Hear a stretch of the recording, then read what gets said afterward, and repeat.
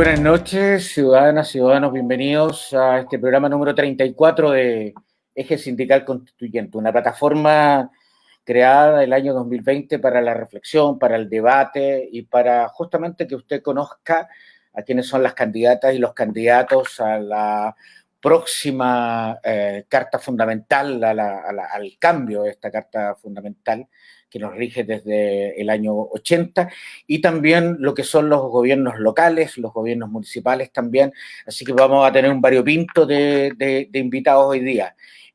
Voy a presentar a nuestra primera invitada, Alejandra Jiménez Castro. ¿Cómo estás, Alejandra? Gracias por acompañarnos. Hola, Jaime, muchas gracias a ti, muchas gracias a este espacio, a este Eje Sindical Constituyente por abrirnos espacios que son tan importantes en este momento, ¿cierto? Así es, así es. Bueno, nuestra segunda invitada, Andrea Gutiérrez, constituyente por el Distrito 10. Gracias por acompañarnos, Andrea. Muchas gracias, Jaime. Muy buena la conversa y la instancia. Se pasaron los invitados, ¿eh?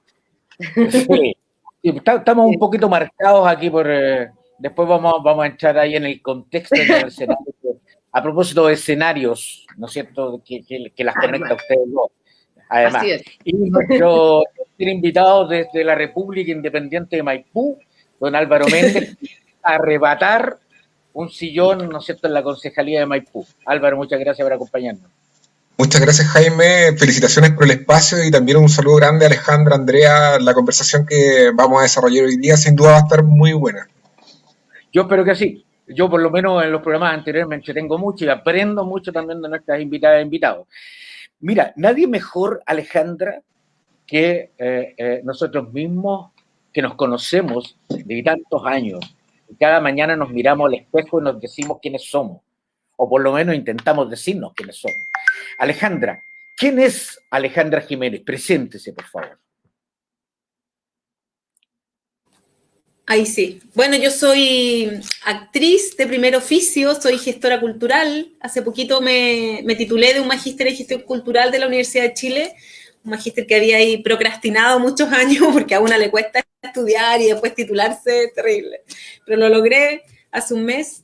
Pero la verdad que mi principal escuela, mi principal universidad ha sido ser cofundadora y directora del Circo del Mundo Chile, una ONG que trabaja en promover el arte y la transformación social y que ha profesionalizado también el nuevo circo en este país, es la única escuela profesional de circo.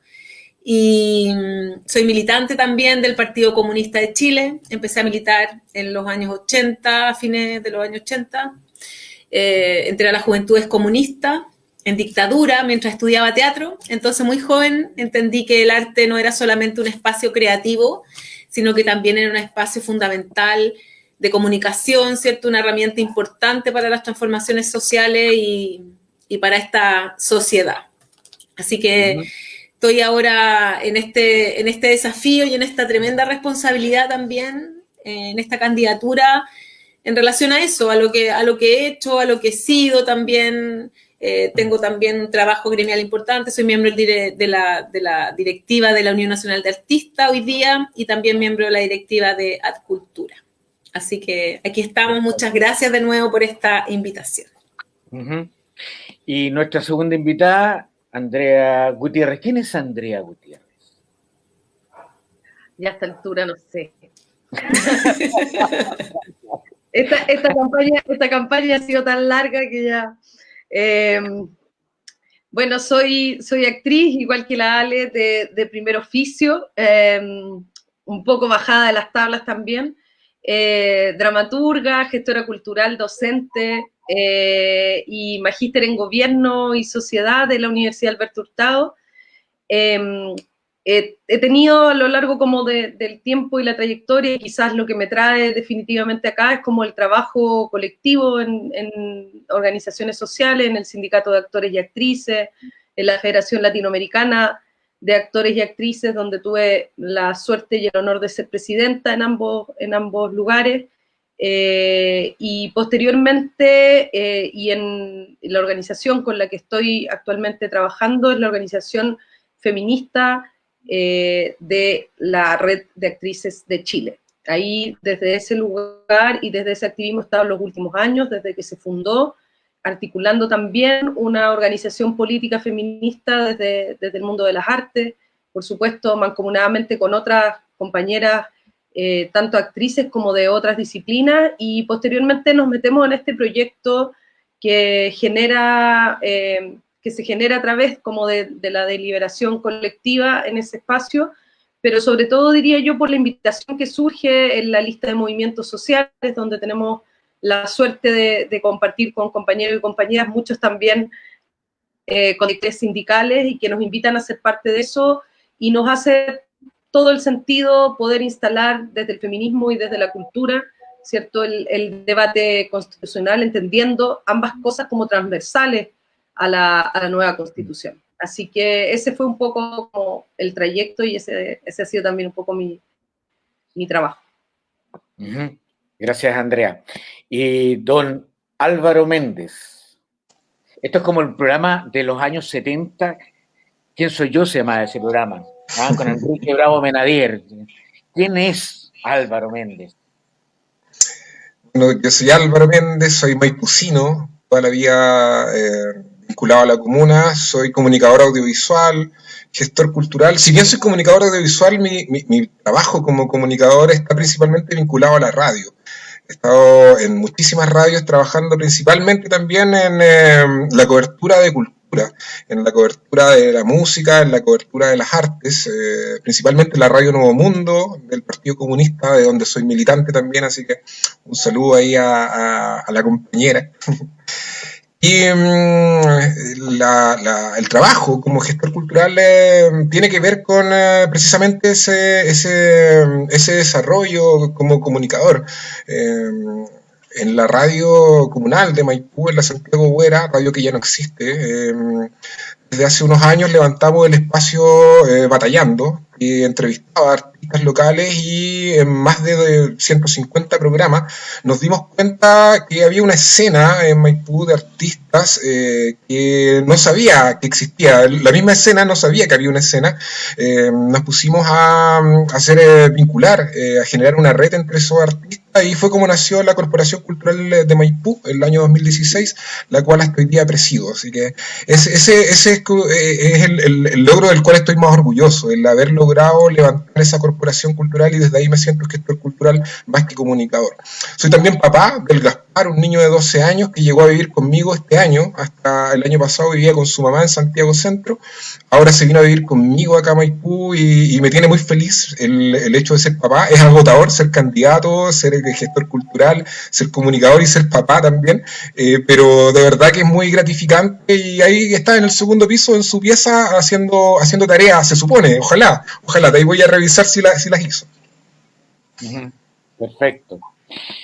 Bueno, hay un tema que los conecta a ustedes tres, que tiene que ver, ¿no es cierto?, con el mundo de la cultura, el arte, las comunicaciones. Y desde esa perspectiva, al igual que los invitados que hemos tenido en programas anteriores, todos de alguna manera llegaron a través de un respaldo, una espalda ciudadana que les puso respecto de su nicho propio. En el caso tuyo, Alejandra, ¿qué te hace sentido, qué te mueve el piso, qué te gatilla lanzarte a esa responsabilidad social tremendamente importante? Porque además, no solo nosotros, en general la ciudadanía se ha propuesto hacer un seguimiento para ver si hacen la pega, y ahí serán puestos en la Plaza Mayor, ¿no es cierto?, para ser funados y funadas si no hacen la pega, porque esta cuestión ya hace 200 años que no tenemos la posibilidad de cambiar una constitución, entonces no nos podemos farrear este proceso. ¿Qué motiva a Alejandra a ser candidata? ¿Estás motivada, Alejandra? Dale. ¿Ahí sí? Ahí sí. Bueno, obviamente, Jaime, que no nos podemos farrear este momento, este proceso, ¿cierto? Porque además ha sido un proceso doloroso que ha costado, que independiente que nos ha fortalecido como territorio, en las localidades, que nos ha hecho volver a conversar, que ha fortalecido los tejidos sociales, ha sido un proceso muy doloroso, porque a partir de la revuelta de octubre han habido violaciones a los derechos humanos, todavía hay 100 jóvenes presos por la revuelta, ¿cierto? Sin juicio, sin pruebas también, y hay más de 500 personas que han sido mutiladas, ¿cierto? Entonces, la verdad que, por supuesto que es un momento que no nos podemos farrear y que hay que tomarlo con mucha responsabilidad, hay que involucrarse en este proceso con esa responsabilidad también, y desde ahí que bueno, yo vengo del mundo de las artes, soy una trabajadora de las artes y de las culturas, he trabajado desde el ámbito gremial siempre también, he articulado, he colaborado, he estado en permanente contacto también siempre con la gente a partir de lo que es el Circo del Mundo y su trabajo artístico, cultural y social. Y claramente para nosotros el estallido, la revuelta social nos pilla en el lugar donde teníamos que estar, que era estar insertos en las comunidades, estar colaborando para que niñas, niños y jóvenes puedan tener una mejor oportunidad de vida, ¿cierto? Trabajando por la equidad, por la justicia, intentando que esta democracia que nos costó tanto y que ha costado tanto también que se inserte de verdad como una democracia plena, participativa y justa. Entonces, cuando viene este proceso constituyente, sale mi nombre, ¿cierto?, en el Partido Comunista, que después nosotros se ratifica en nuestro congreso de fin de año, de finales del año 2020, y que después se ratifica el 11 de enero ya con la presentación de mi candidatura al CERVEL, y que yo tomo con mucha responsabilidad también, y que tomo además con mucho orgullo desde lo que ha sido mi partido en relación a que ha sido un partido que siempre ha estado de cara al pueblo, ¿cierto? Un partido que no firmó el acuerdo de noviembre del 2019 porque fue un acuerdo a puertas cerradas, porque no estaba dando las garantías efectivas de participación que se merece este proceso. Y ser parte de esta candidatura es un desafío también para avanzar esta convención constitucional hacia una asamblea constituyente, garantizando mucho más la participación y la vinculación, porque lo que tú dices es cierto, las y los constituyentes tienen una responsabilidad relevante, una responsabilidad que tienen que estar enfrentando y determinando de manera permanente con las personas. Tenemos que romper este quórum de los 2/3. Creo que mi partido también tiene harto que decir en relación a su historia, ¿cierto?, en relación a cómo ha trabajado siempre de manera permanente con las y los trabajadores de Chile, como un sujeto principal, como el protagonista de los grandes cambios sociales, culturales y políticos. Creo que la voz de mi partido tiene que estar en ese proceso constituyente, y yo con mucha responsabilidad, con mucha humildad también, acepto esa candidatura, entendiendo también un partido que a mí me hace mucho sentido en estos últimos años, porque hemos trabajado también harto en fortalecer, por ejemplo, que el partido haya determinado en su último congreso, ¿cierto?, se haya determinado como un partido feminista, consagrando la paridad en todos los órganos de su estructura, lo que para mí como mujer feminista me parecía algo muy importante y muy relevante. Entonces también me hizo sentido en este avance del partido, en este siempre estar cuestionándose, reflexionando y avanzar hacia una mejor estructura partidaria y política de cara a un Chile más justo, más digno, más soberano también. Me hizo mucho sentido y lo acepté como te digo, con mucha responsabilidad, con mucha humildad también, y con la certeza de que tenemos una oportunidad tremenda, una esperanza que se abre para efectivamente poder tener el Estado que nos merecemos, ¿cierto? Un Estado garante de derechos, un Estado justo, solidario, un Estado que nos dé una vida digna, que nos ponga en un buen lugar para vivir. Uh-huh. Andrea y esto no es una trivia, es el cambio de constitución, ya que no tuvimos asamblea constituyente, es porque está de moda, es porque es una buena puesta en escena con maquilladores y maquilladoras incluidos, o es una respuesta histórica y social necesaria que se dan las sociedades cada cierto tiempo, porque no se resiste más de 40 o 50 años una carta fundamental que rija los destinos de un país. ¿Cómo ves tú este cambio de constitución? No, yo creo que el proceso de cambio de constitución en Chile obedece al agote del sistema de representación política. Creo que el sistema de representación llegó a un punto donde las transformaciones sociales que aspiran, como acordamos, sin ponernos de acuerdo de octubre en adelante, que aspiran a la dignidad, las grandes mayorías vieron frustradas años y años de movilizaciones, marchas y reivindicaciones que no encontraron un canal de codificación a través del mundo político formal, de la institucionalidad política, que no dio cuenta de estas transformaciones, cuyos compromisos fueron mezquinos, insuficientes y muchas veces engañosos. Muchas veces se prometió A y fue Z. Y ese agote del sistema de representación significó remover los cimientos y decir que vamos a entrar en una etapa de construcción y de debate que no tiene que ver con más Estado o con más mercado, sino que tiene que ver con más sociedad, con la incorporación de la sociedad, de las personas, tanto desde sus individualidades como desde las lógicas organizadas, comunitarias y de las organizaciones sociales, de las ONG y tantos otros actores sociales y políticos que necesitan ver el efecto y garantizar sus voces dentro del esquema político, porque fueron ignoradas. Y eso lo vemos hasta el día de hoy, lo vimos ayer, lo vemos con el debate a propósito del retiro del 10%. Es decir, las mayorías están de acuerdo, el sistema de representación se pone de acuerdo, pero el presidencialismo exacerbado que tenemos lo detiene. ¿A través de qué? El Tribunal Constitucional.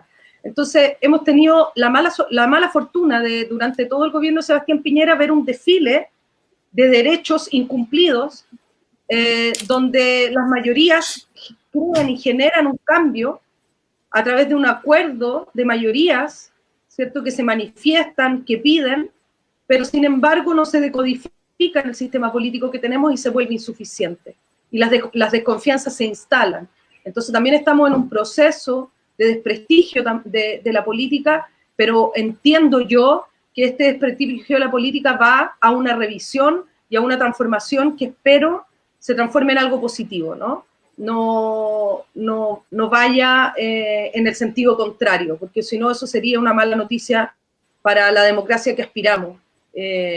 Yo creo que es eso, yo creo que eso fundamentalmente, que el sistema de representación no dio cuenta de las grandes demandas. El agotamiento, es decir, nos empezamos a acostumbrar y a naturalizar el hecho de que era normal de que miles y millones marcháramos en todo el país para que no pasara nada, para que no, incluso en el plebiscito, miles de millones que votamos, es decir, todas las personas que votamos, que generamos un 80% de una mayoría tajante, rotunda. Sin embargo, el lunes tú prendías la televisión y la derecha, el presidente, su gobierno, los medios de comunicación hegemónicos no se habían enterado. No se daban por enterados de esta transformación y todavía no se dan por enterados de esta transformación porque siguen ignorando y metiendo bajo la alfombra el proceso constituyente, que es la elección más importante a la que nos vamos a enfrentar, sin menospreciar lo importante que son todas las elecciones. Pero esta es una elección histórica y única. Es la primera vez que vamos a elegir a los representantes que van a escribir esa nueva constitución. Entonces, eso yo creo que es lo que terminó por cristalizar todas esas manifestaciones no escuchadas en la revuelta social de octubre, que es efectivamente el origen de este proceso constituyente, pese a todas sus limitaciones. Bueno, Álvaro, se ha dicho tantas veces y en todas las formas y en todos los lenguajes, digamos, que el descrédito de las instituciones, las Fuerzas Armadas, la Iglesia, el gobierno, el Poder Judicial, está por el suelo, es un apocalipsis ya anunciado. Sin embargo, en el caso de los gobiernos locales, que no son gobiernos locales, en realidad son administraciones locales, el caso tuyo en Maipú hoy día está en el ojo del huracán, ¿no es cierto?, con la alcaldesa Barriga. Entonces, Álvaro Méndez, ¿a qué llegaría al Consejo de Maipú? ¿Qué mira que hay que cambiar en el caso de este Consejo? Sí, Jaime, ese concepto, el de gobiernos locales, es muy relevante, es muy relevante. De hecho, está dentro de las propuestas que se desarrollan desde el Partido Comunista y que se implementan, se aplican ya en Recoleta.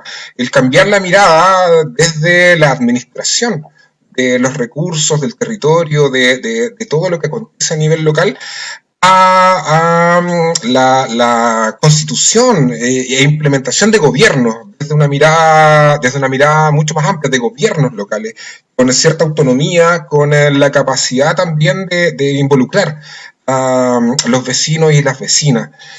Precisamente desde ese sentimiento, creo yo, desde esa sensación que se vive desde mucho antes del estallido. El estallido lo que hizo fue visibilizar ese descontento, esa necesidad de participación por parte de los vecinos y las vecinas en cada uno de los territorios. Esa necesidad es la que de algún modo me pone ahí como nombre, como figura, como candidato para optar y pelear por un cupo en la concejalía. Acá en Maipú siento que ocurre... Disculpa, adelante. Disculpa que te interrumpa. Hoy día la Constitución le da muy pocas, pobrísimas atribuciones a los concejales, casi son acompañantes del sillón alcaldicio, digamos. Entonces, por tanto, la pregunta es directa, o sea, la Constitución, la nueva Constitución, debiera dar, me imagino, nuevas y mejores herramientas para que de verdad, más allá de monitorear, sean representantes, ¿no es cierto?, de la ciudadanía y puedan realizar cambios profundos al interior de las comunas, si no, no tiene sentido, ¿no? No sé cómo sí, sí, es un tema importantísimo y respecto al cual me gustaría en algún momento, quizás no acá, pero en otra instancia, hablar con las compañeras, con Alejandra, con Andrea. Siento que es muy relevante el llevar a la discusión dentro del desarrollo de esta nueva constitución la forma en que hoy día se llevan adelante los municipios y se administran los municipios y se ejerce el desarrollo de comunas desde las administraciones locales. Esto porque, por ejemplo, tenemos una comuna como Cerrillo, con cerca de 70.000 habitantes, donde tienen 6 concejales, y tenemos una comuna como Maipú, donde tenemos cerca de 700.000 habitantes, casi 10 veces más que Cerrillo, y tenemos 10 concejales, es decir, 4 más. Siento que ahí hay un problema gigante. Siento que la forma en que se articulan los consejos, en que se administra y se estructura desde la Ley Orgánica de Municipalidades, la administración local, no tiene mucho que ver con lo que los territorios están necesitando y están esperando. Ahí hay mucho que discutir, mucho que desarrollar. Hay que cambiar este sistema que de algún modo hace que una situación como esta, una comuna con 70.000 habitantes, tenga 4 concejales menos que una comuna que tiene 700.000. Es una locura. Con respecto a los concejales, claro, la Ley Orgánica de Municipalidades también es bien clara y bien acotada. Tenemos 3 funciones principalmente. Fiscalizar a quien administra. Tenemos la función de resolver, es votar en el Consejo, y una pequeña función normativa, donde podemos proponer ideas, donde podemos proponer ordenanzas. Es súper acotada, y pasa lo que ocurre acá en Maipú con concejales como Horacio Saavedra, no es de la comuna, quien viene los jueves al Consejo en la mañana, está de 9 a 1, vota y se va de vuelta, y no hay un trabajo territorial, no hay una pertenencia, no hay un vínculo profundo, y lo más terrible es que no está incumpliendo nada. O sea, él está simplemente haciendo la pega que de algún modo desde la Ley Orgánica de Municipalidades se le exige, que es venir, estar ahí en el Consejo 2 horas, 3 horas, votar e irse. Eso tenemos que cambiar, por supuesto, que desde la discusión macro que tiene que ver con esta nueva Constitución. Hay como concejales poquito lo que podemos aportar, salvo ofrecer nuestro trabajo en terreno y nuestro compromiso por fiscalizar, por supuesto. Pero ahí en lo que tiene que ver con la estructura de cómo se administra un municipio y cómo se arma un municipio, las compañeras como Andrea, como Alejandra, tienen mucho que desarrollar en su lucha ahí por la Constitución, por la nueva Constitución. Tú señalabas, Alejandra, al principio de nuestra conversación, de nuestro diálogo, ¿no es cierto?, que no solo a partir del 18 de octubre, in situ, ¿no es cierto?, hasta la fecha ha significado la pérdida, la represión, la tortura de muchas compañeras y compañeros que han estado, la mayoría jóvenes, ¿no es cierto?, que han dado su vida y su pasión por este cambio. Pero tengo una preocupación, Alejandra. ¿Qué pasa si las expectativas no se cumplen? ¿Qué pasa si la matemática no da? Porque aquí estamos hablando de más de 12 listas que tienen, aun cuando fuéramos tan optimistas de tener ese 80% del apruebo en esas 12 o 14 listas, no nos daría la matemática. O sea, ¿qué pasa si las ciudadanas y ciudadanos no sienten que sus expectativas, sus anhelos, aquello por lo cual han peleado, no se concreta y finalmente quedamos en status quo? ¿Cómo lo ves tú? Mira, primero, ¿me dejas decir una cosita a lo que estaba hablando Álvaro? Antes de tocar este punto que me parece muy importante, pero también me parece súper importante el cargo, ¿cierto?, de las concejalías. Yo estoy realizando todos los días, domingo, en las tardes, a las 8:30, cabildos permanentes. Y en este proceso que se alargó y que nos pusieron en pausa, pero no silenciados, seguí en los cabildos permanentes con concejales y candidatos a alcalde.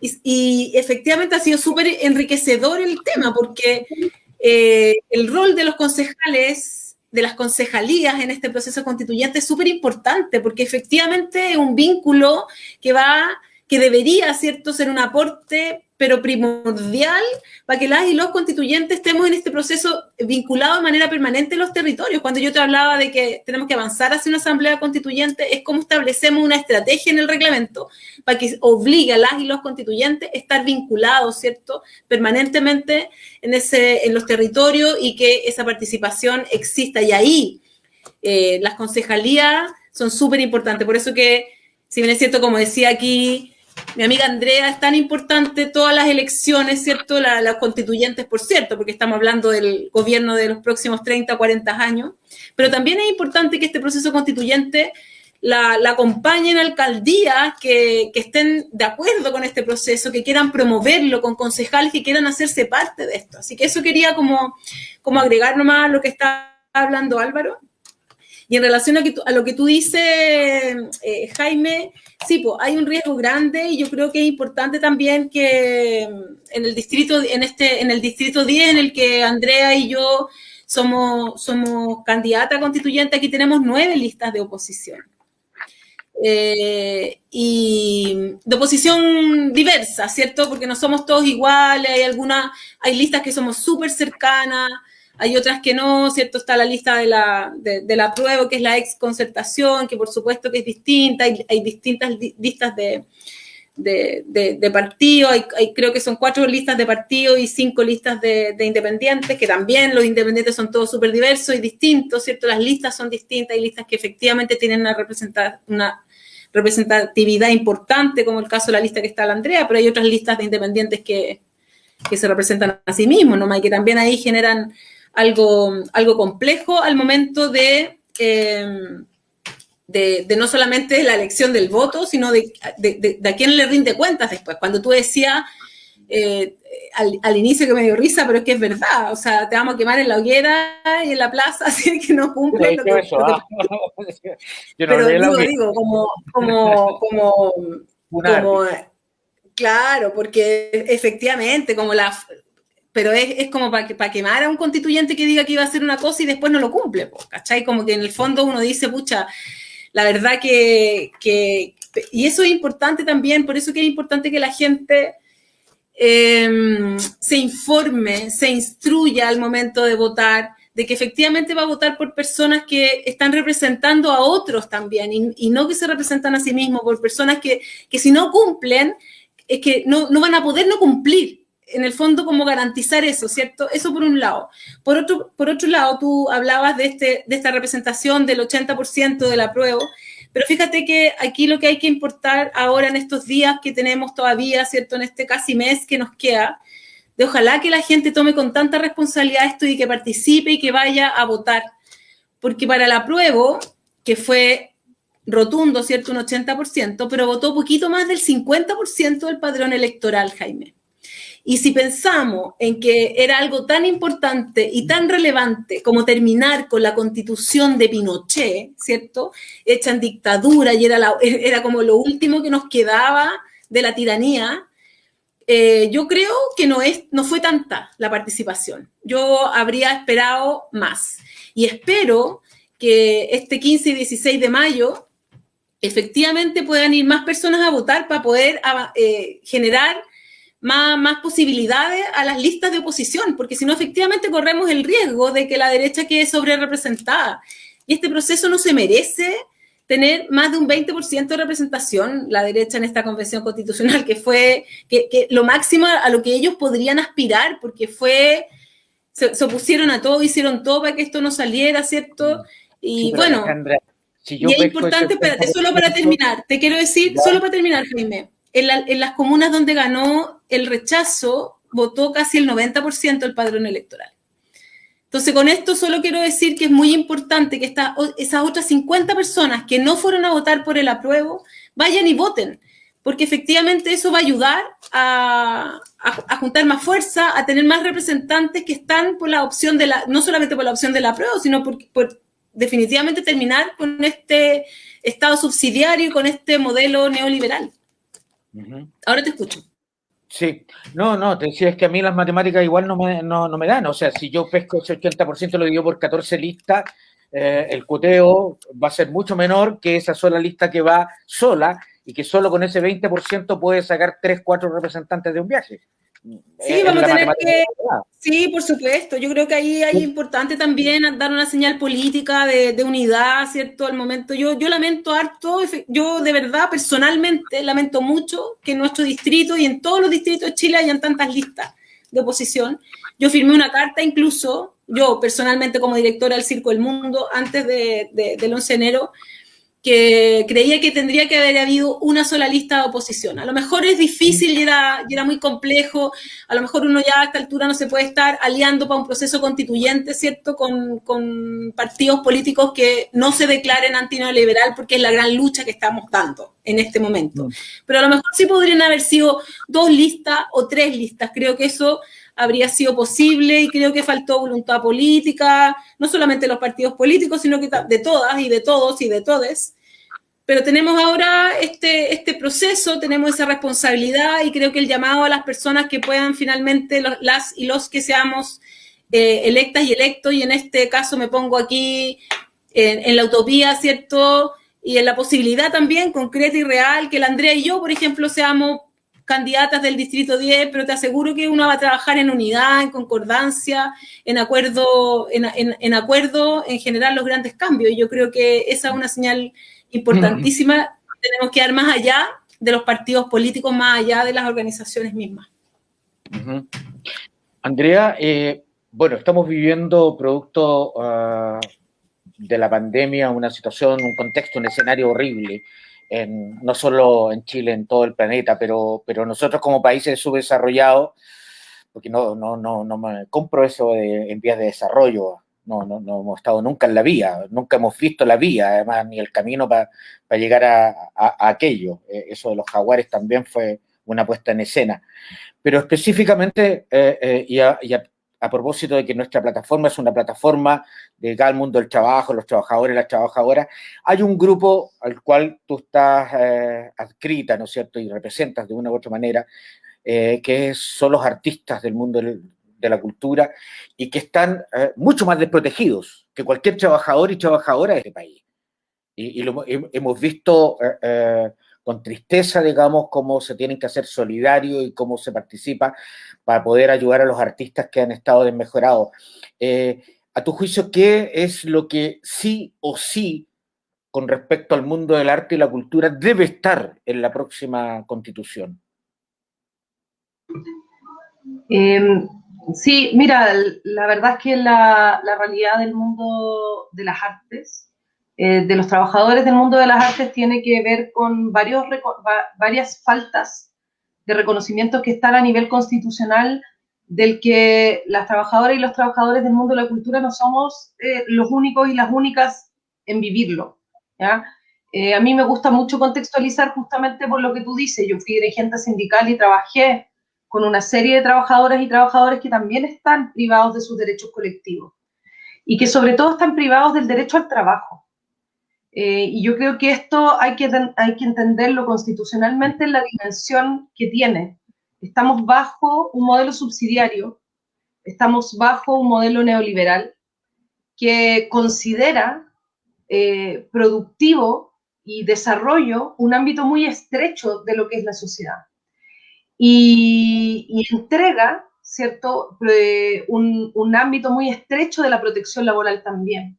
Entonces, en el caso de los trabajadores y las trabajadoras de la cultura, somos también hijos y hijas de la no existencia de los derechos colectivos en la defensa de nuestro trabajo. Somos también el resultado de lo que nos ocurre tiene que ver con el tema de la informalidad laboral. Pertenecemos a un ámbito que está, todos lo vimos hace unos días atrás, la cruz de los bonos, ¿no? Usted no califica para este bono. Bueno, el mundo de las artes se encontró de cara con esa cruz, miles y miles de compañeros y compañeras porque no calzan en el sistema, porque justamente este sistema estaba dedicado y focalizado, y lo dijimos muchas veces, la focalización no va a servir, porque el mundo laboral, de la fuerza laboral, Jaime, tú lo sabes, el 40% de la fuerza laboral de este país pertenece al segmento informal. Y ese segmento informal entonces no podía garantizar esta baja de salario porque muchos estaban cesantes, nuestros compañeros están cesantes desde que empezó la pandemia porque fuimos uno de los primeros sectores en paralizar su actividad. Pero además no hay un derecho al trabajo, no se garantiza el derecho al trabajo en esta Constitución, por lo tanto tampoco tenemos esa posibilidad. Y sin considerar que además la cultura y las artes no son consideradas en la Constitución como un derecho humano, como lo que es, por lo tanto tampoco es considerado un trabajo fundamental y un trabajo medular para el desarrollo de la sociedad desde la perspectiva integral y no desde la perspectiva mercantil. Entonces, acá lo que tenemos frente a nuestros ojos en esta crisis, y por eso se ha dicho, porque la otra vez me discutía una persona, la focalización bien aplicada sirve.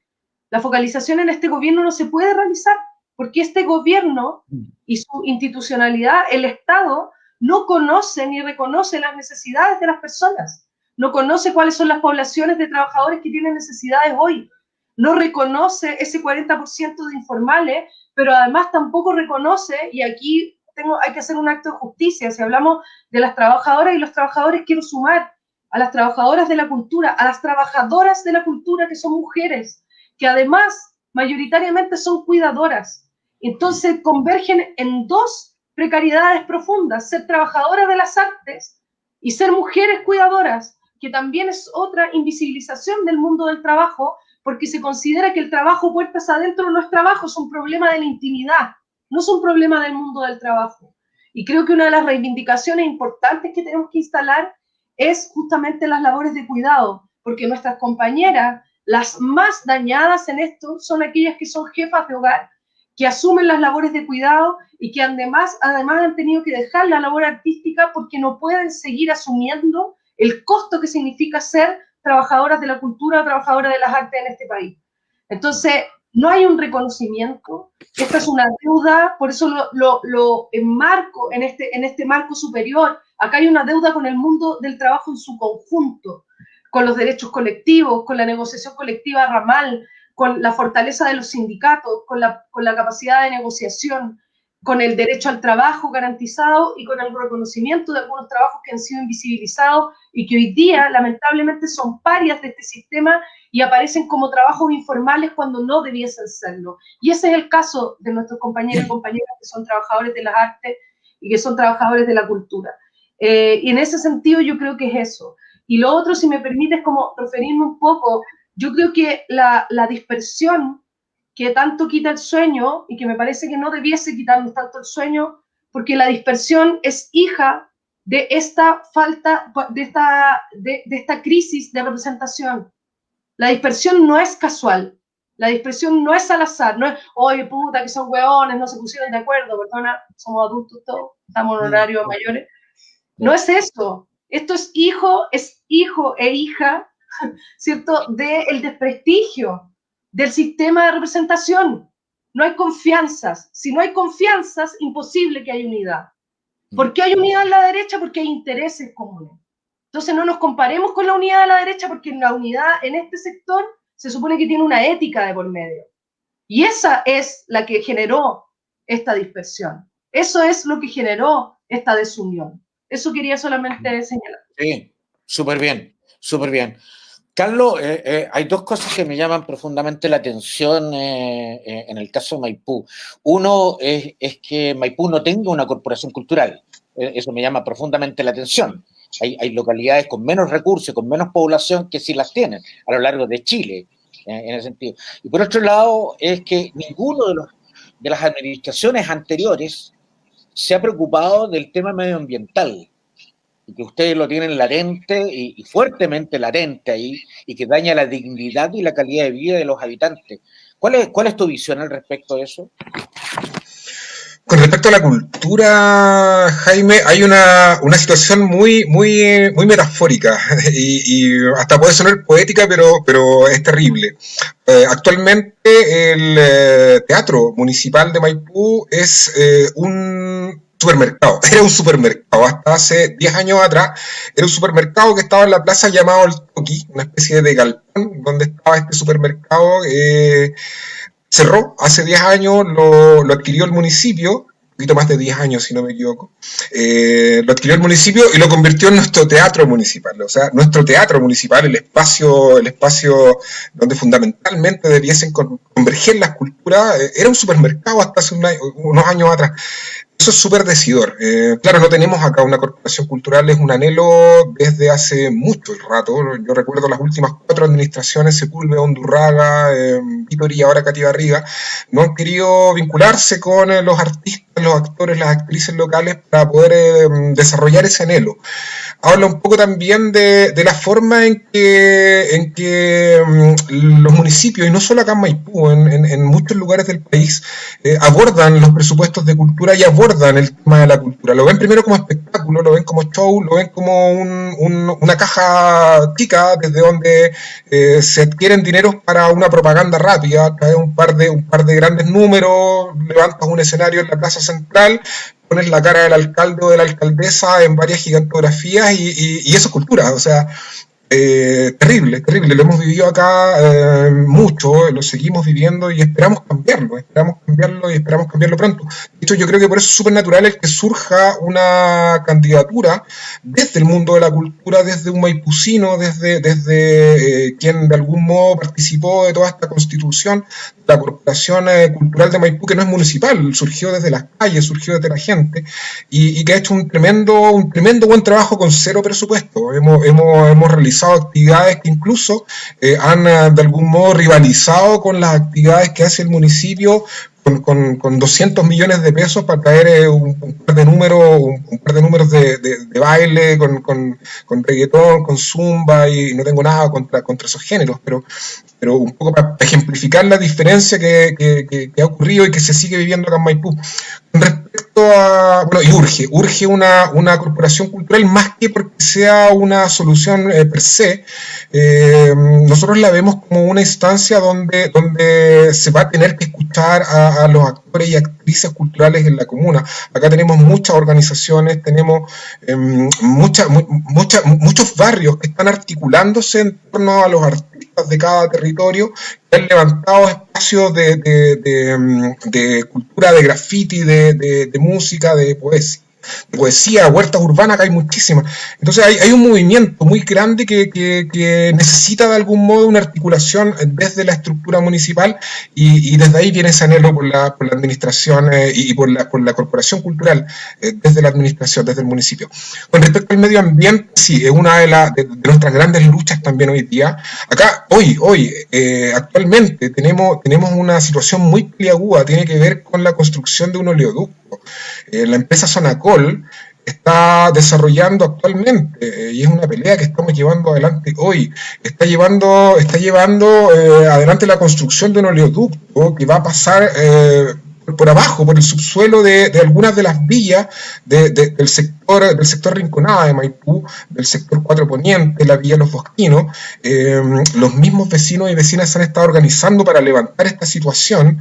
La empresa Sonacol, de algún modo, se saltó todo este proceso de participación ciudadana, porque se acercó a algunas juntas de vecinos, ofreció ahí la mejora en algunas plazas, ofreció algunos presupuestos, muchos vecinos por desconocimiento aceptaron, y en el fondo se pasó por alto ese proceso de participación. Sin duda sí hubo organizaciones y hubo vecinos y vecinas que estaban al tanto y estuvieron al tanto, pero hoy es una preocupación gigante. Lo mismo pasó con la minera ilegal que estuvo ahí quitando recursos de la Quebrada de la Plata, que se logró sacar. Hace unos años atrás logramos que se nombrara la Quebrada de la Plata como santuario de la naturaleza. La curtiembre es otra situación que también ha estado en las luchas sociales acá en Maipú el último tiempo.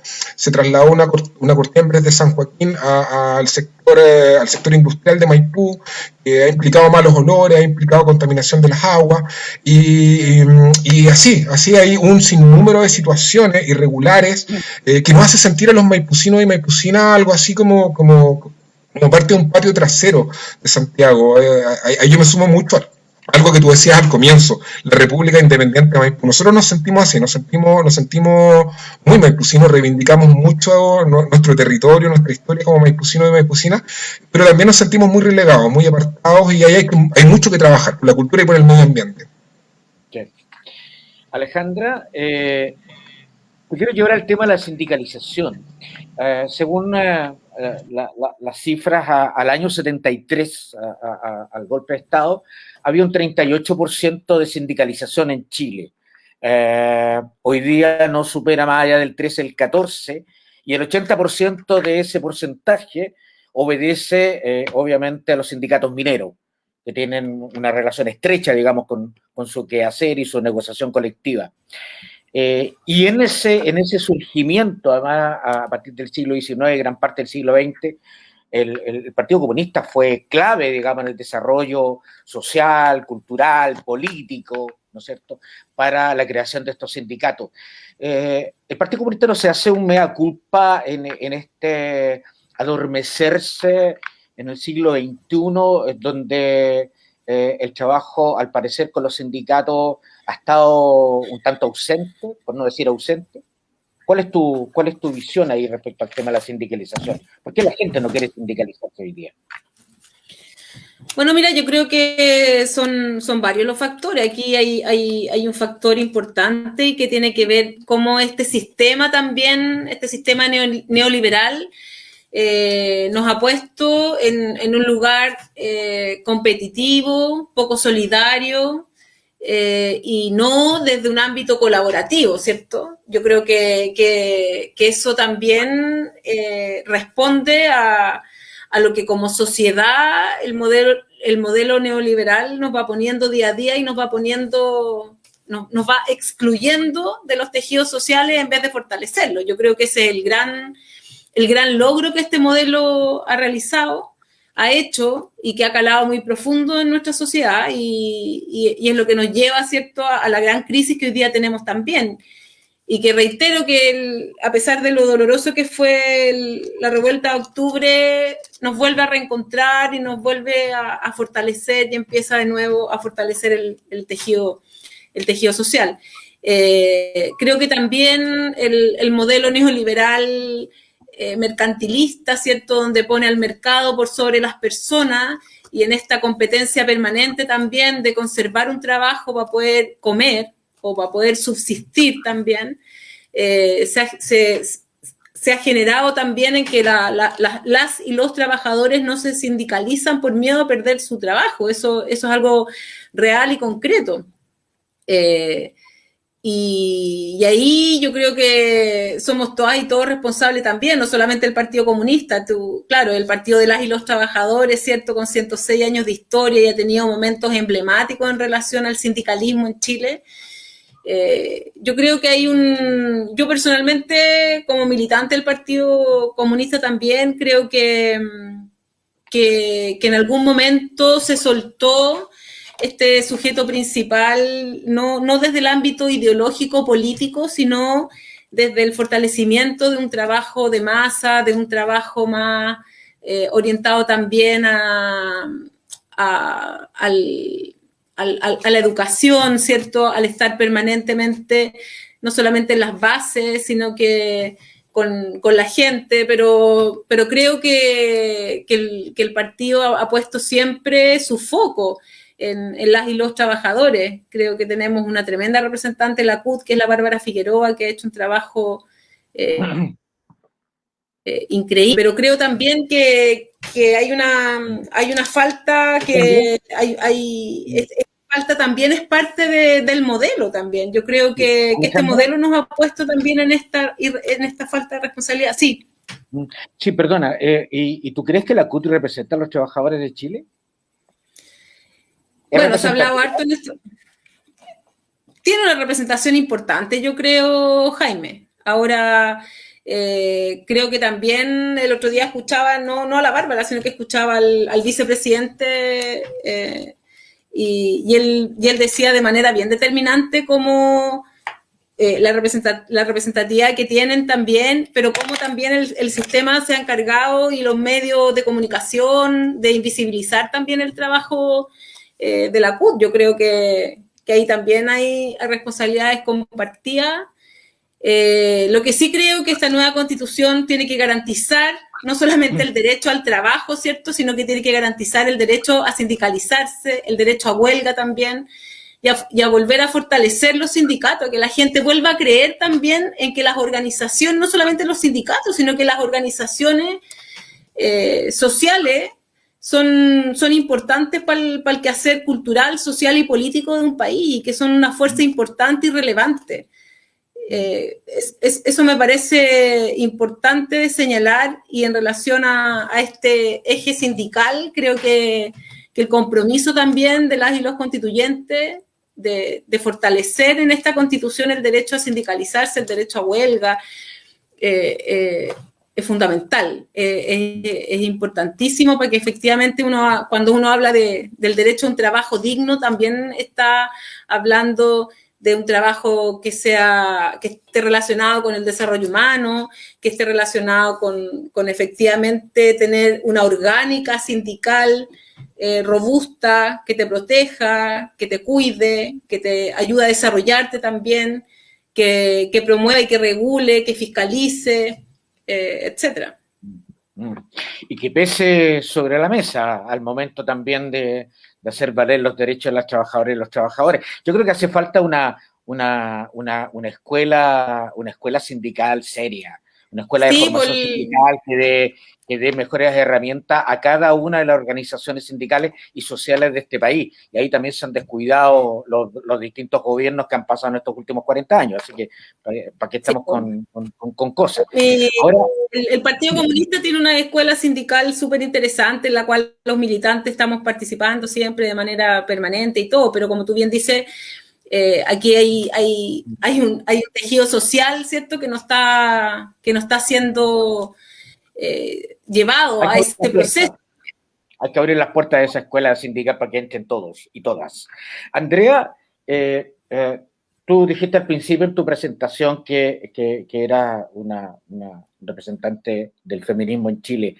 Y más allá del discurso y más allá de la manifestación en las calles, en los barrios, en las ciudades, que debiera, según tu juicio, estar sí o sí en la próxima constitución, que le dé de una vez por todas dignidad al rol social, ¿no es cierto?, cultural, político de las mujeres en la próxima constitución?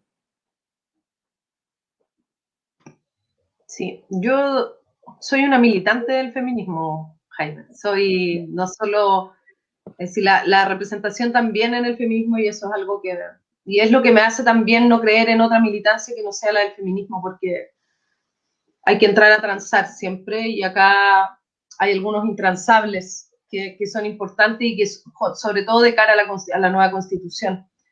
A mí me parece que lo interesante desde una mirada y desde la posición política del feminismo es la mirada transversal a la Constitución.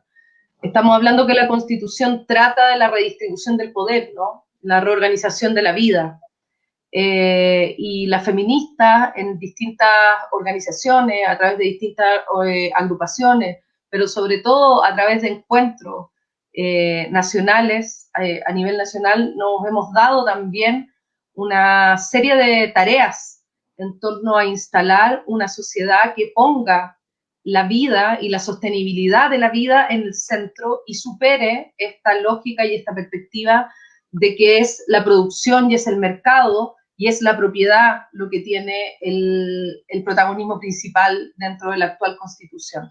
Y cuando hablamos de la sostenibilidad de la vida, entonces hablamos de todo, ¿no? Hablamos de la redistribución del poder, hablamos de una forma de hacer democracia, hablamos de la descentralización, hablamos de la autodeterminación y hablamos de la inclusión de una serie de derechos que hoy día no están en la Constitución actual, pero que además de todos los derechos que no están garantizados en la Constitución actual. Hablamos entonces ya no de un Estado subsidiario, sino que de un Estado solidario, garante de derechos, y es muy importante entender que la redistribución del poder tiene mucho que ver con la incorporación y la inclusión de todos quienes han estado excluidos y segregados del poder, porque el poder en Chile es oligárquico, no resiste mucho más amplitud que esa. Por lo tanto, la incorporación de mujeres, disidencia, pueblos originarios, personas en situación de discapacidad y tantas más que han estado fuera de los ámbitos de decisión, ¿cierto? Y la posibilidad de decidir sobre nuestro futuro es lo que tenemos nosotros que incorporar. Y por otra parte, evidentemente, hay reivindicaciones que son históricas, pero que además son muy claras en cómo determinan la importancia que tiene, por ejemplo, la reivindicación de nuestros derechos reproductivos. La recuperación de nuestros derechos reproductivos no tiene que ver solo con un aborto libre, seguro y legal, que es algo que no pedimos, ¿cierto?, insistentemente como recuperación, sino que tiene que ver con el hecho de que hoy el Estado se siente dueño de nuestros cuerpos y nosotros tenemos que recuperar esa soberanía, así como también tenemos que recuperar la soberanía alimentaria y así como tenemos que dejar de llamar recursos naturales a lo que son nuestros bienes comunes y avanzar desde un desarrollismo hacia una instancia que considere la vida también de la naturaleza como parte de las comunidades, ¿no? Y pensar entonces en una gestión comunitaria y en otras perspectivas también económicas que son mucho más amplias. Entonces, el feminismo tiene que ver con todo en ese sentido y tiene que hablar en todos los ámbitos. Creo que uno de los aspectos importantes es que justamente no nos vamos a instalar en una oficina a hablar los temas de mujeres, sino que todos los temas son de mujeres. Y eso es algo que venimos a reivindicar en este espacio. Y por supuesto en el mundo del trabajo, lo que te hablaban antes, ¿no? La reivindicación de las labores de cuidado, que es algo que ha estado invisibilizado por años y que ha sostenido esta productividad que se entiende puertas afuera, que no hubiese sido posible si miles y miles de mujeres no se hubieran quedado en sus casas sosteniendo sobre sus hombros este sistema que además las ha segregado. Bueno, no hay nada más machista, más masculino que el texto constitucional actual. Totalmente. Y que el centralismo. Es masculino desde la A hasta la Z. O sea, no hay por dónde perderse en ese sentido. Álvaro, te quiero llevar a un tema que hoy día se está recrudeciendo más allá del retiro o no retiro o el tercer retiro del 10%, que tiene que ver con el hambre que se está viviendo en nuestras comunas, y Maipú obviamente no es una excepción del cuento. ¿Cómo ves el contexto de Maipú? ¿Cómo se está resolviendo? Y donde el pueblo, ojo, una vez más sigue ayudando al pueblo, porque el retiro del 10% le resolvió un gran problema al retail de este país, cada uno de los retiros. El Estado ha estado absolutamente ausente frente a eso. Las ollas comunes ha sido una solución popular, colectiva, comunitaria, ¿no es cierto? Como decía el profe Salazar, parece que es tiempo de clanes y tribus, digamos, donde el pueblo de verdad tiene que transformarse en un protagonista, ya que el Estado, como un gran leviatán, está absolutamente ausente. ¿Cuál es la realidad de Maipú? ¿Y cómo la ves tú? No sé si esta posibilidad de la cuarentena te ha permitido recorrer los barrios. por ejemplo. Sí, Jaime, efectivamente, lo que veo acá en Maipú y siento que se replica en prácticamente todo el país, tiene que ver con que la respuesta más próxima, más efectiva, más cercana, desde el cariño, desde la ayuda real, ha venido desde los mismos vecinos y vecinas, ha venido desde ollas comunes, ha venido desde organizaciones que están realizando periódicamente recaudación de alimentos, recaudación de artículos de aseo, para repartirlos en los espacios donde se necesitan. Tuve la suerte de participar de una instancia acá en Maipú llamada la Ruta de la Olla, una especie de ruta que levantamos con varias organizaciones culturales y sociales, que recaudó precisamente mercadería y artículos de aseo y dinero. Hicimos incluso una especie de gran jornada online donde recaudamos cerca de 1 millón de pesos para repartir y comprar mercadería, y contabilizamos 24 ollas comunes en Maipú. Acá en Maipú tenemos 21 barrios, habían algunos barrios donde no habían ollas comunes, los barrios industriales principalmente, pero habían barrios donde habían 3 o 4 ollas comunes y a las cuales acudían cerca de 200 o 300 vecinos y vecinas a diario. Es terrible, como te digo, es lo que yo veo y he percibido en Maipú de primera fuente, pero siento que se replica en otros lugares. Claro, el 10%, el segundo 10%, este tercer 10%, que yo siento que es una jugada de algún modo para ganar tiempo, que yo siento que finalmente el tema de fondo tiene que ver con que el gobierno, con que el Estado, con que quienes administran, de algún modo cubran las necesidades por las que estamos pasando como pobladores y pobladoras. Es ilógico tener que estar echando mano a estos ahorros previsionales, sin duda la solución más a mano. Dígame, ¿sí? Pero Álvaro, ¿cubren o garanticen? Porque hoy cubran asistencialista además, pero hoy es lo que necesitamos, sin duda tenemos que apuntar a una garantía de estas necesidades en el tiempo, pero hoy de verdad que es urgente, y necesitamos que se cubran. Hoy día, como te decía, contabilizando estas 24 ollas comunes levantadas en la comuna, en cada una de las cuales tienes a 200 o 300 familias o personas, te hace sumar miles de maipucinas y maipucinas, y que, como te digo, sin duda se replican en otras comunas que necesitan hoy día ayuda, que no tienen su trabajo, que no tienen una remuneración, o que el mismo contexto les impide salir a desarrollar su pega como vendedores informales. Entonces, de verdad que es urgente, hoy se está recrudeciendo y en lo inmediato debe ser cubierto. Ahora, yo siento que al menos desde la experiencia en Maipú, hoy día es poco lo que se confía en una ayuda permanente desde la administración. Siento que hoy día incluso muchas organizaciones o muchas asambleas territoriales que se levantaron al alero del estallido social, hoy día ya perdieron completamente la fe y perdieron absolutamente el optimismo, incluso en este proceso constituyente, incluso en lo que los partidos puedan hacer. Es de verdad lamentable, porque debiésemos estar en un contexto donde la gente se encante con este proceso tan importante que estamos viviendo.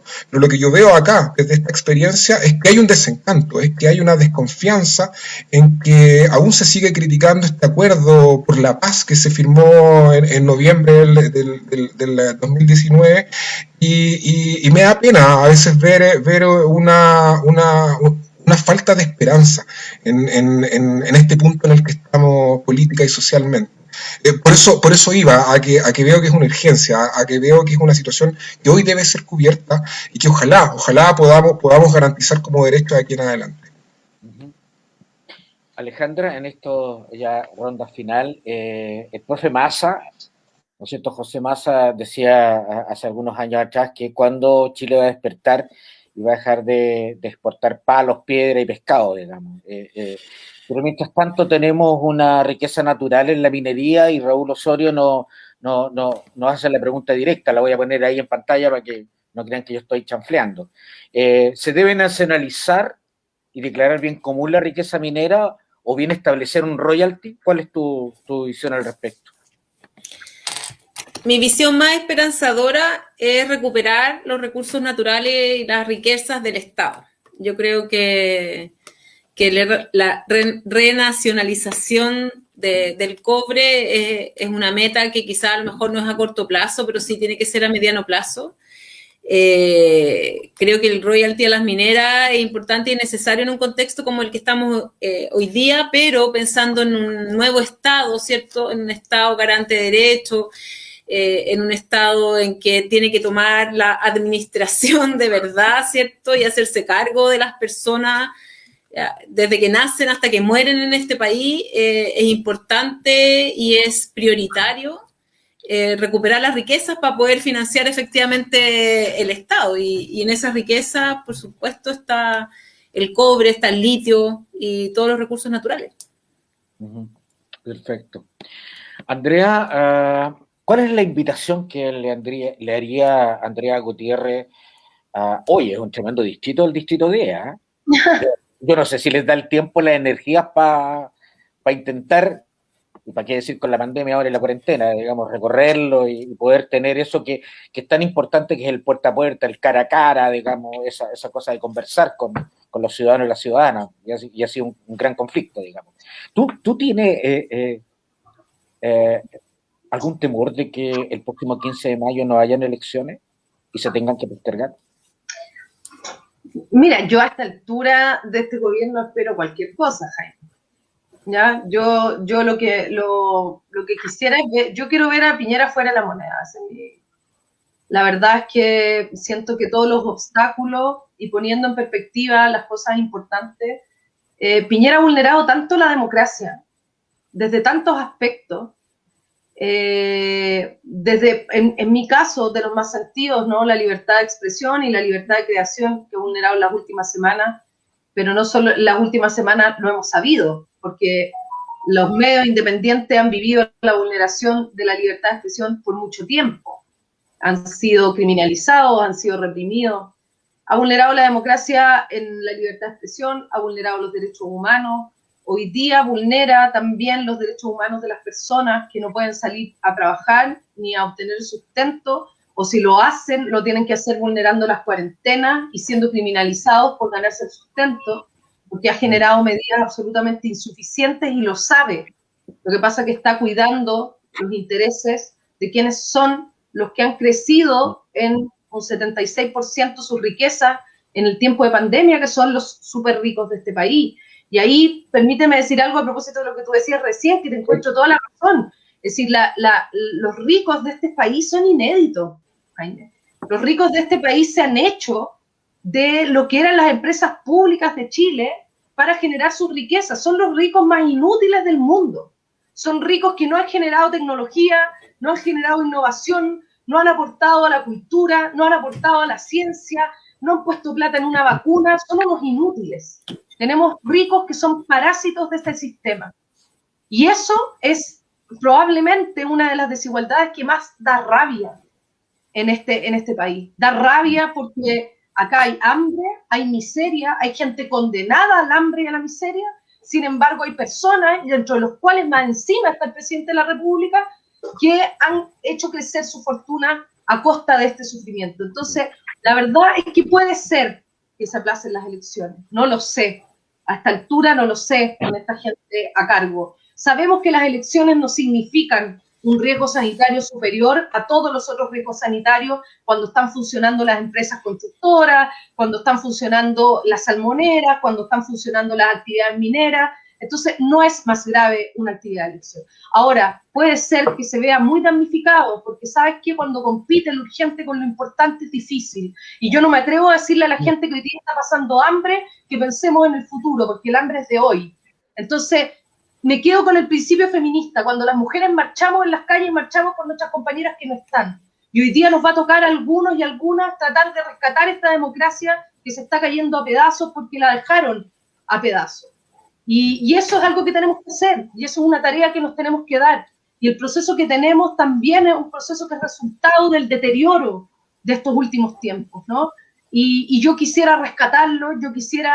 Mira, el trabajo, nosotros tenemos algo que llamamos las comunidades constituyentes, que son muchas personas más de 1000 personas que acompañan la candidatura y que hacen este trabajo de hormiga de conversar con las vecinas, conversar con los vecinos y hablar de lo importante que este es el proceso. Desde ahí tenemos que hacerlo porque tenemos un cerco comunicacional gigantesco en este sentido.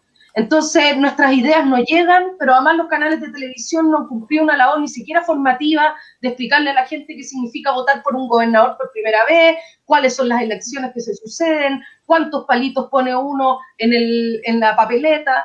Entonces, creo que acá el trabajo va a tener que ser de esa manera. Y espero que tengamos una respuesta de eso, porque de eso depende un poco el futuro, si no nos lo van a secuestrar. Pero yo no me atrevo a culpar a las personas que hoy día viven dificultad de su subsistencia de esto que está ocurriendo. Acá el culpable es este gobierno criminal que ha violado los derechos humanos, ha violado la libertad de expresión y hoy día más encima está condenando, ¿cierto?, al hambre y a la dificultad a su pueblo durante esta pandemia. Esa es la responsabilidad política y ese es el responsable político. Y el mundo político debería hacerse cargo de sacar a este señor de la presidencia porque es un peligro. Álvaro, en este minuto final, ¿por qué las maipucinas y maipucinos debieran poner una rayita dentro de todas las papeletas que va a tener ahí, ¿verdad?, que lleva una mochila con papeletas, por Álvaro Méndez? Bueno, porque gane o no gane voy a seguir trabajando igual, lo he hecho desde que tengo 20 años, hoy día tengo 40, he participado en muchas luchas, he participado en muchas iniciativas, he participado en muchas organizaciones y si no salgo electo concejal voy a seguir trabajando igual.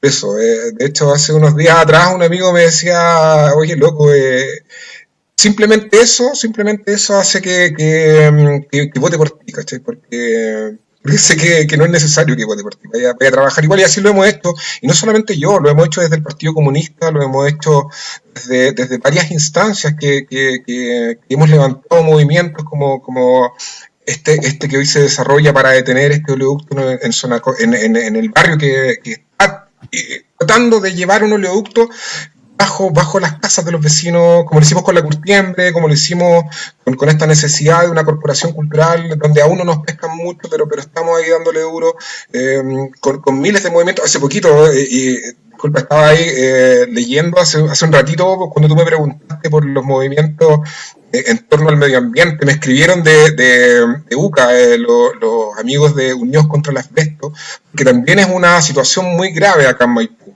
Y me lo estaban recordando. Eduardo Miño se inmoló afuera de La Moneda precisamente para hacer evidente esta situación. Acá en Maipú han muerto cerca de 600 personas producto de la inhalación y el contacto con asbesto. La empresa Pizarreño enfermó a familias en la villa Pizarreño precisamente, y hasta hoy los hijos, los nietos de los trabajadores de la empresa Pizarreño siguen afectados por las enfermedades derivadas de esta situación. Esas luchas son las que llevamos adelante y esas luchas son en las que vamos a estar involucrados, ganemos o no. Creo que por eso, a mí me da mucho pudor pedir el voto, me da mucho pudor hacerlo de verdad, pero solamente puedo comprometer el que vamos a seguir trabajando y luchando por los maipucinos y las maipucinas, pase lo que pase. Gracias, Álvaro. Alejandra, en este minuto final, ¿cuál es la invitación para las ciudadanas y ciudadanos este 15 y 16 de mayo? Bueno, la primera invitación es a ir a votar este 15 y 16 de mayo. La segunda invitación es a seguir participando, a no soltarse, a hacerse responsable de este proceso, involucrándose, participando. Este lema que todas y todos decimos siempre, ¿cierto? Nunca más será sin nosotras y sin nosotros, tiene que hacerse cargo en todos los lugares, en todos los espacios.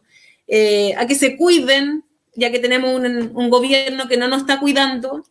Y quiero terminar haciendo un llamado a los parlamentarios que estén a la altura de la situación y de la circunstancia, del hambre que está viviendo el pueblo, y que se pongan a la altura y que esta acusación constitucional contra Piñera avance, porque no nos merecemos un presidente como Sebastián Piñera. Sebastián Piñera ya traspasó, se sentó en la dignidad del pueblo.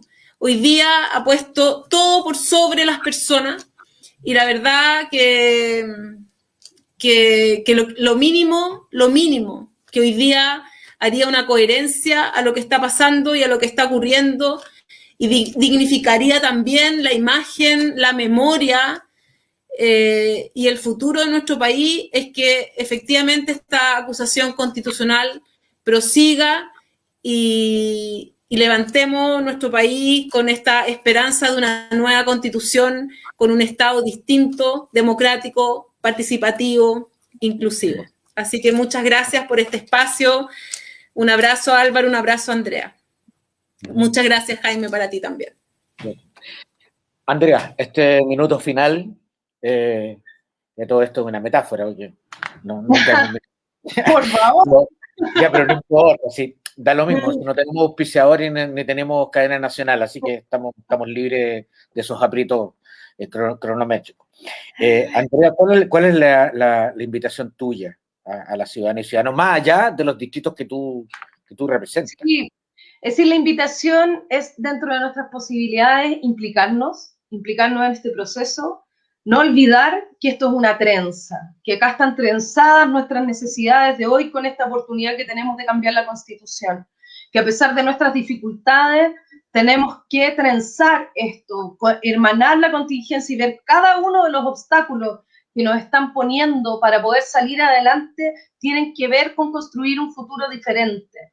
Quiero hacer un llamado a que, a pesar de todos los esfuerzos que han hecho las candidaturas presidenciales por invisibilizar el proceso constituyente, no lo olvidemos, porque ese es el momento más importante que estamos viviendo hoy día, y es el que puede cambiar nuestra perspectiva histórica. Y lo otro es llamar a la huelga general.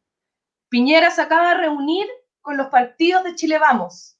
Y en esa reunión mucha gente pensó, va a desistir del Tribunal Constitucional. No lo hizo. Huelga general. Sumémonos todos a la huelga general y paralicemos este país para que se dé cuenta este presidente que no gobierna a nadie, ¿cierto? Que no lo queremos en el poder. Y muchas gracias, Jaime, toda mi admiración, a mis compañeros, a ti, y muchas gracias por este espacio.